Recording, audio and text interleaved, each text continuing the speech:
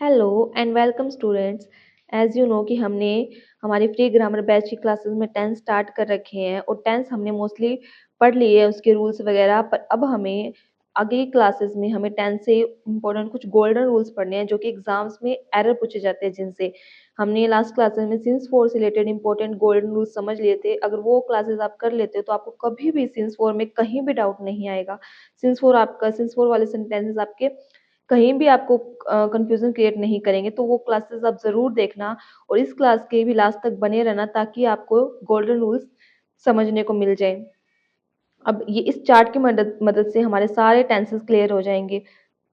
इस चार्ट की हेल्प से आपको सारे टेंसेस अपने अच्छे से समझ आ जाएंगे और अच्छे से रिवाइज भी हो जाएंगे। देखो, पास्ट टेंस टेंस कितने होते हैं? Past tense, present tense, future tense, तीन टेंसेस होते हैं और इन सभी टेंसेस, इन तीनों टेंसेस के आगे चार चार पार्ट्स होते हैं। Indefinite tense, continuous tense, perfect tense, perfect continuous tense.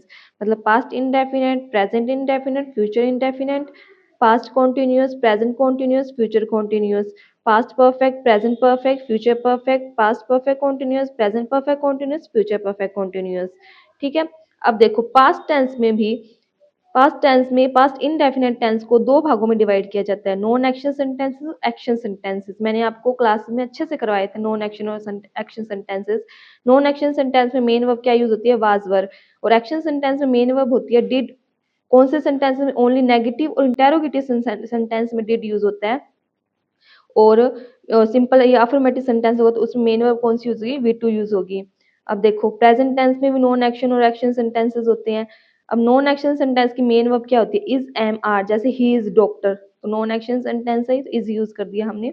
अब जो एक्शन वाला सेंटेंस होगा उसमें डू, डज हेल्पिंग वर्ब के रूप में यूज होते हैं। पर कौन से सेंटेंस में? नेगेटिव और इंटेरोगेटिव सेंटेंस में यूज होते हैं। और मेन वर्ब कौन सी यूज होती है? वर्ब की फर्स्ट फॉर्म के साथ, वर्ब की फर्स्ट फॉर्म के साथ एस या एस, दोनों में से कुछ भी। सिंगुलर के साथ वर्ब की फर्स्ट फॉर्म के साथ एस या एस, और प्लूरल होगा तो वर्ब की फर्स्ट फॉर्म यूज होगी ओनली। और डू, डज ओनली याद रखना नेगेटिव और इंटेरोगेटिव सेंटेंस में हेल्पिंग वर्ब के रूप में यूज होती हैं। और इसमें पास्ट टेंस में डिड यूज होता है नेगेटिव और इंटेरोगेटिव में। फ्यूचर में helping verb will shall use होती है और मेन वर्ब क्या होती है? वर्ब की फर्स्ट फॉर्म। ऐसे कॉन्टिन्यूस टेंस में हेल्पिंग वर्ब क्या होती है? वाज वर, और मेन वर्ब की फर्स्ट फॉर्म के साथ आईएनजी। प्रेजेंट कॉन्टिन्यूस में इज, एम, आर, वर्ब की फर्स्ट फॉर्म के साथ आईएनजी। फ्यूचर में विल बी शैल बी के साथ वर्ब की फर्स्ट फॉर्म के साथ आईएनजी। पास्ट परफेक्ट में had plus V three, present perfect में हैज वर्ब के साथ वी थ्री, और फ्यूचर परफेक्ट में will shall plus have plus V three. और पास्ट परफेक्ट कॉन्टिन्यूस में had plus been plus verb की फर्स्ट फॉर्म के साथ आईएनजी। और प्रेजेंट परफेक्ट कॉन्टिन्यूस में हैज, हैव प्लस बीन की वर्ब के फर्स्ट फॉर्म के साथ आईएनजी। फ्यूचर में will shall plus have plus been फिर वर्ब की फर्स्ट फॉर्म के साथ आईएनजी। अब एडिशनल में मैंने क्या बताया है? वाज और वर का यूज किसके साथ होता है? आई, ही, शी, इट, दे और सिंगुलर नेम के साथ किसके यूज होता है? वाज का यूज होता है। और वर का यू, वी, दे और कोई भी प्लूरल जैसे दो तीन नाम दे देगा तो हम वर यूज कर देंगे, और एक सिंगुलर नेम होगा तब हम वाज यूज करेंगे। ऐसे हैज, हैव का यूज, हैज का ही, शी, इट सिंगुलर के साथ हैज और डज का यूज सेम सेम होता है, और हैव और डू का यूज सेम सेम के साथ होता है। इज का use he, she, it singular के साथ, एम का यूज आई के साथ, आर, यू, वी, दे के साथ यूज होता है। तो इस चार्ट की मदद से आपके सारे टेंसेस आपको अच्छे से समझ आ जाएंगे। ये चार्ट आप नोट कर लेना अपनी नोटबुक में। अब हम अपने रूल्स करते हैं। कुछ एडिशनल रूल्स देखो। अगर किसी सेंटेंस में हेयर, देयर, प्लेस से स्टार्टिंग हो तो वर्ब सब्जेक्ट से पहले आएगी। एग्जाम्पल देखो, देयर, देयर से सेंटेंस स्टार्ट हो रहा है, there is a boy. Is किसके अकॉर्डिंग आया? इस बॉय के अकॉर्डिंग आया, अ बॉय। अगर यहाँ दो देयर इज टू बॉयज होता तो यहाँ क्या आता? यहाँ आर आता। मतलब इस सब्जेक्ट के अकॉर्डिंग ये वाली वर्ब आएगी, पहले पहले वर्ब आएगी फिर आएगा सब्जेक्ट। ध्यान रखना ये बात। फिर यहाँ there, there are some boys के अकॉर्डिंग आर आया है। सम बॉयज प्लूरल है तो हमने आर यूज किया, देयर आर सम बॉय। इस देयर के अकॉर्डिंग कोई वर्ब नहीं आएगी, यहाँ जो सब्जेक्ट होगा उसके अकॉर्डिंग ये वर्ब आएगी। सम बॉयज के अकॉर्डिंग आर आएगा, इस देयर के अकॉर्डिंग नहीं आएंगे। Here comes the bus, the bus singular है तो हमने कम के साथ एस यूज किया है। कम्स आएगा, कम नहीं आएगा। कम किसके लिए? कम अगर ऐसे इस ना लगाओ तो प्लूरल के लिए आता है। हेयर कम द बसेस होता तो यहाँ पे हम कम लिखते, द बस सिंगुलर है तो हमने यहाँ कम्स लिखा। Under the tree is sleeping a boy, a boy is sleeping, a boy के अकॉर्डिंग हमने इज यूज किया। Under the tree are lying some boys के अकॉर्डिंग हमने यहाँ आर यूज किया। जो ये प्लेस होता है, जो ये सब किसका आंसर देते हैं, ये व्हेन का आंसर देते हैं। देयर इज अ बॉय, कहाँ एक बॉय, देयर, यहाँ, ये सारे व्हेन का आंसर देने वाले, जो व्हेन का आंसर देगा उसके अकॉर्डिंग वर्ब नहीं आएगी। इनके बाद जो जो सब्जेक्ट दिया होगा उसके अकॉर्डिंग वर्ब आएगी, मतलब जो यहाँ जो ये सब्जेक्ट दिए इसके अकॉर्डिंग ये वाली वर्ब्स आएंगी, ध्यान रखना ये बात। अब हमें पढ़ना है रूल नंबर सेकंड। इन सेंटेंसेस को पढ़ो। Why he is playing football. पूछना हो, कुछ पूछना, जरा डब्ल्यू एच वाले वर्ड्स हम कब यूज करते हैं, जब हमें कुछ पूछना हो, क्वेश्चन करते हैं तभी हम यूज करते हैं। मैंने आपको बताया था जब हम क्वेश्चन इंटेरोगेटिव सेंटेंसेस में जो हेल्पिंग वर्ब होती है वो हमेशा सब्जेक्ट से पहले आती है। एक हमने पढ़ा कि यहाँ देयर वाले प्लेस वाले सेंटेंसेस में हेल्पिंग वर्ब सब्जेक्ट से पहले आएगी, और एक जब हम क्वेश्चन किसी से पूछते हैं तब हेल्पिंग वर्ब सब्जेक्ट से पहले आती है। सेंटेंस पढ़ो। Why he is playing football, तो क्वेश्चन मार्क लगा है, क्वेश्चन तो पूछा इसलिए क्वेश्चन मार्क लगा दिया। पर ये इन्होंने क्या यूज, पहले सब्जेक्ट यूज कर दिया, फिर उन्होंने हेल्पिंग वर्ब यूज कर दी, जबकि हमें पता है कि डब्ल्यू एच वर्ड वाले इंटेरोगेटिव सेंटेंसेस में हेल्पिंग वर्ब जो होती है वो सब्जेक्ट से पहले आती है। तो ये हो गया हमारा रॉन्ग। अब नेक्स्ट क्या है, why he is playing football.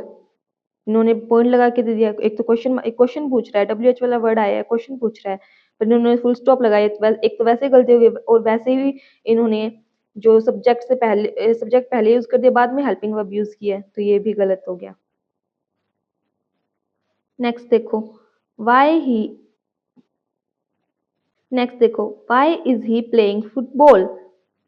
Question सही लग रहा है, हेल्पिंग वर्ब सब्जेक्ट से पहले है, तो क्वेश्चन सही है। और एक चेक करो कि इन्होंने क्वेश्चन मार्क लगाया है, क्वेश्चन मार्क भी लगाया, तो ये हो गया हमारा सेंटेंस बिल्कुल सही। अब नेक्स्ट देखो, why is he playing football. Sentence तो सही है पर इन्होंने यहाँ फुल स्टॉप लगा दिया, तो ये हो गया क्वेश्चन हमारा गलत। एक ही सेंटेंस है इसमें। अब नेक्स्ट सेंटेंस देखो, do you know why is he playing football. अब ये डू यू नो मतलब क्या तुम जानते हो, why is he playing football, question पूछ रहे हैं हम, क्वेश्चन मार्क लगाया है हमने। डू यू नो सही है, why is he playing football, ये होगा सेंटेंस गलत। क्यों, आगे बताती हूँ। अब नेक्स्ट पढ़ो, एक minute. Do you know why is he playing football, point लगा दिया, फुल स्टॉप लगा दिया, ये भी होगा क्वेश्चन गलत। Do you know why he is playing football, full stop लगा, ये भी क्वेश्चन हो गया, सेंटेंस हो गया गलत। Do you know why he is playing football, ये हो गया सेंटेंस बिल्कुल सही। अब क्यों हुआ ऐसा ये समझो। देखो, हम सिर्फ डू यू नो से क्वेश्चन पूछते हैं, डू यू नो क्या तुम जानते हो, why is he playing football. हाँ, जब हम बीच में डब्ल्यू एच आए तो कंजक्शन का यूज होगा, वो एक किसी इंटेरोगेटिव सेंटेंस के तरीके से डब्ल्यू एच यूज नहीं होता, वो सिर्फ एज अ कंजक्शन यूज होता है। कंजक्शन यूज हो रहा है तो पहले सब्जेक्ट ही आएगा फिर हेल्पिंग वर्ब आएगी, तो इसलिए हो गया सेंटेंस गलत। नेक्स्ट में भी ऐसे ही किया गया है, why is he, W H word बीच में है, पहले वर्ब आ गई, तो ये भी हो गया गलत, और इन्होंने फुल स्टॉप भी यूज कर रखा है। Do you know why he is playing football, पहले सब्जेक्ट आगे फिर हेल्पिंग वर्ब आई, ये सेंटेंस सही हो सकता था पर इन्होंने यहाँ फुल स्टॉप यूज कर दिया, इसलिए हो गया गलत। Do you know why he is playing football, question mark का डू यू नो से क्वेश्चन ही पूछ रहा है वो, तो इसलिए ये सेंटेंस हो गया बिल्कुल सही। सेंटेंस देखो, I don't know why he is playing football, मैं नहीं जानता कि वो फुटबॉल क्यों खेलता है।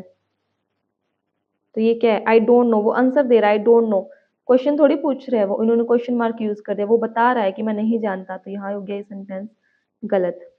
फिर I don't know why he is playing football, मैं नहीं जानता फुटबॉल क्यों खेलता, फुल स्टॉप लगाया है, और डब्ल्यू एच वर्ड के बाद पहले सब्जेक्ट है फिर हेल्पिंग वर्ब है, तो ये हो गया सेंटेंस बिल्कुल सही। ध्यान रखना ये बात, एग्जाम में बहुत ज्यादा एरर पूछे जाते हैं चीजें, डब्ल्यू एच वर्ड बीच में दे देगा और फिर वो इज हेल्पिंग वर्ब पहले और सब्जेक्ट बाद में लिख के देगा, क्योंकि हमने रट रखा है डब्ल्यू एच वर्ड आएगा तो पहले हेल्पिंग वर्ब आएगी फिर सब्जेक्ट आएगा, क्योंकि ये चीज हमने रटी हुई है।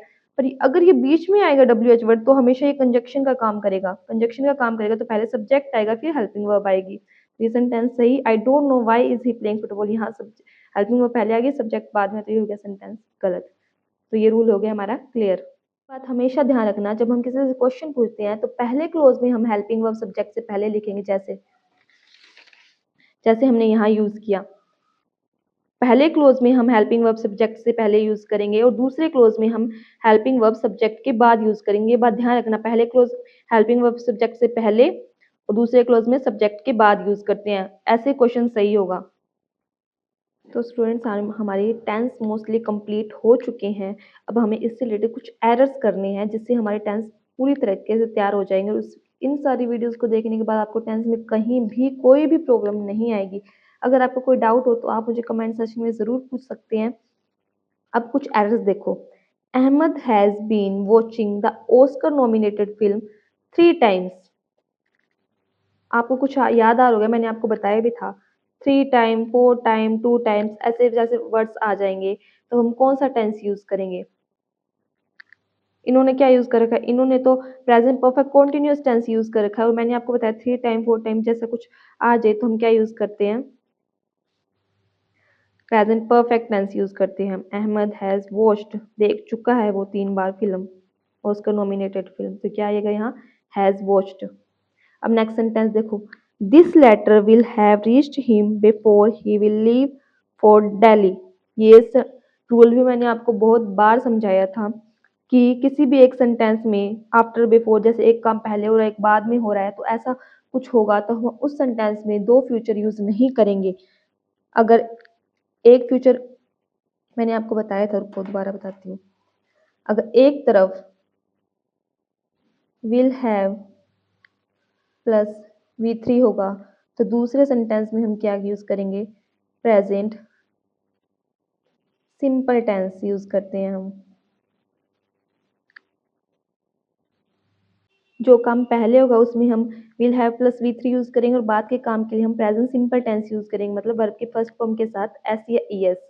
ध्यान रखना बात। एक और मैंने विल हैव वाला आपको रूल बताया था, विल से रिलेटेड था वो। अगर किसी सेंटेंस में एक तरफ हैव प्लस वर्ब की थर्ड फॉर्म दी होगी तो दूसरी तरफ हम क्या यूज करेंगे? हम फ्यूचर सिंपल टेंस यूज करेंगे, मतलब विल शैल प्लस वर्ब की थर्ड फॉर्म, मतलब विल शैल प्लस वर्ब की फर्स्ट फॉर्म। मतलब एक तरफ अगर हैव प्लस V3 होगा तो दूसरी तरफ दूसरे क्लोज में हम क्या यूज करेंगे? फ्यूचर सिंपल टेंस यूज करेंगे। ध्यान रखना ये बात।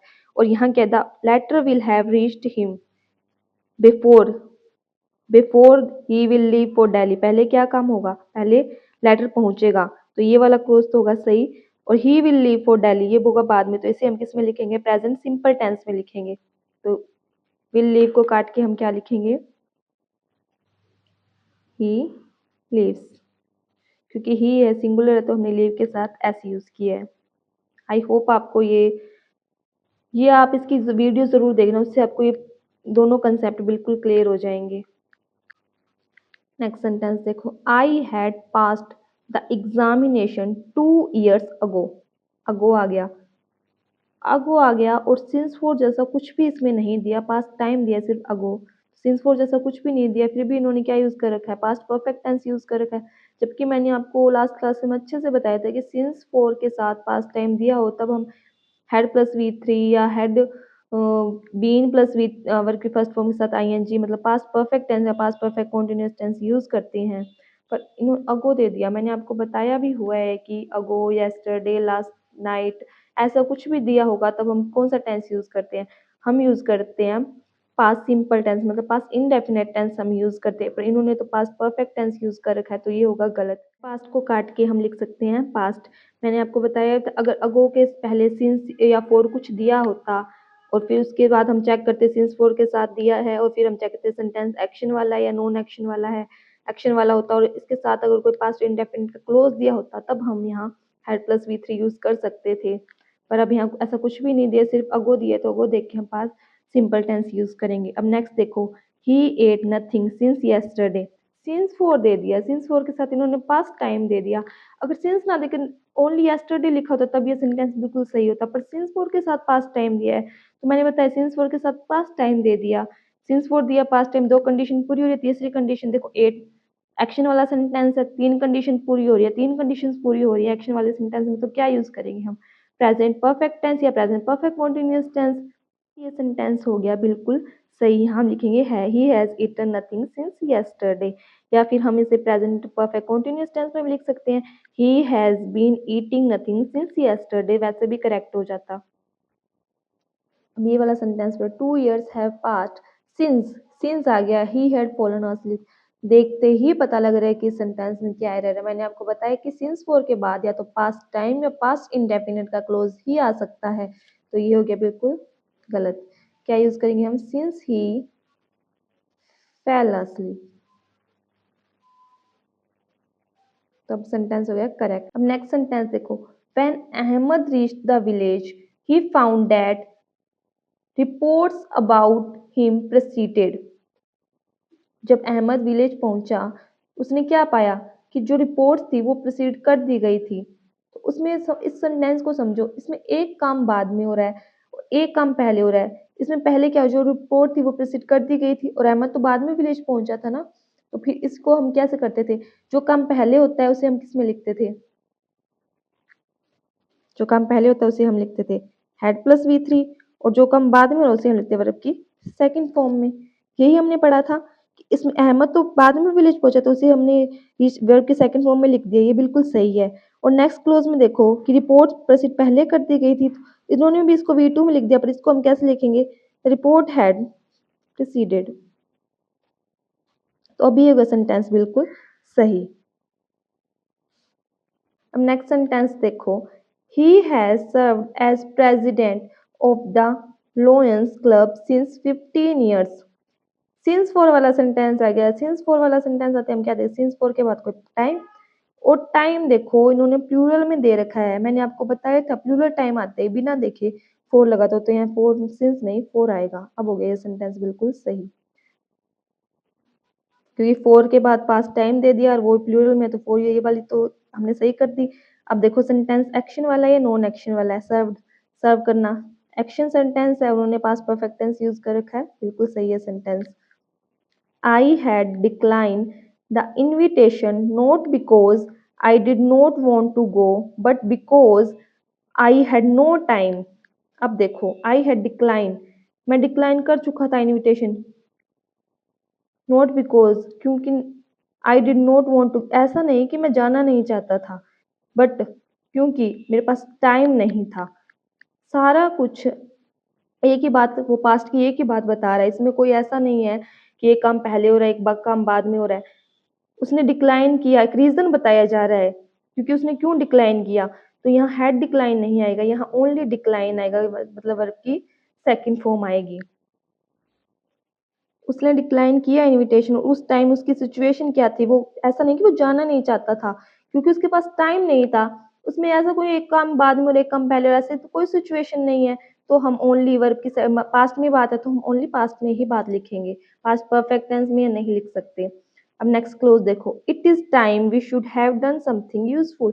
It is time, it is time, it is about time, it is high time. मैंने आपको बताया था अगर ये सारे वर्ड्स आएंगे तो हम क्या यूज करेंगे? आगे के क्लोज में हम यूज करते हैं वर्ब की second form. We did something useful, it is time, it is high time, it is about time. और मैंने आपको एक बताया था this is the first time, this is the second time, इसमें हम क्या यूज करते थे? इसमें हम प्रेजेंट परफेक्ट टेंस यूज करते थे। बट इट इज टाइम वाले, it is time, it is about time वाले में हम वर्ब की सेकंड फॉर्म यूज करते हैं। अब नेक्स्ट देखो, the little boy had been waiting for his turn since a long time. Since for आ गया, सिंस फोर आ गई। अ लॉन्ग टाइम, मैंने आपको कुछ फ्रेजेस बताई थी, अ long time, for a while, for a moment, इनके साथ हम क्या यूज करते हैं? सिंस नहीं, इनके साथ हम फॉर यूज करते हैं, for a long time. For के बाद पास्ट टाइम में आ गया कुछ। अब देखो सेंटेंस एक्शन वाला है, एक्शन वाला सेंटेंस इन्होंने तो किस में यूज कर रखा है? और यहाँ देखो, the little boy had been waiting for his since a long time, for a long time, for a long time. For के बाद फोर आ गया एक कंडीशन, पास्ट टाइम आ गया दो कंडीशन, सेंटेंस एक्शन वाला तीन कंडीशन। तीन कंडीशन ओनली पूरी हो रही है तो हम क्या यूज करेंगे? यहाँ हैव यूज करेंगे। या तो तीन कंडीशन पूरी, या तो फिर यूज करो प्रेजेंट परफेक्ट टेंस या present perfect continuous tense use करेंगे। पास्ट परफेक्ट कब यूज, कॉन्टिन्यूअस टेंस कब यूज करते हैं? जब चार कंडीशन हो। यहाँ एक पास्ट इंडेफिनिट का क्लोज होता तब यहाँ पास्ट परफेक्ट या past perfect continuous tense use करते हैं। यहाँ तीन ही कंडीशन पूरी है तब हमने क्या यूज किया? Present perfect tense. अब आज की क्लास में हम इतना ही करेंगे, और बाकी के जो आपको प्रीवियस ईयर के कुछ एरर्स है वो आपको मैं नेक्स्ट क्लास में करवाऊंगी।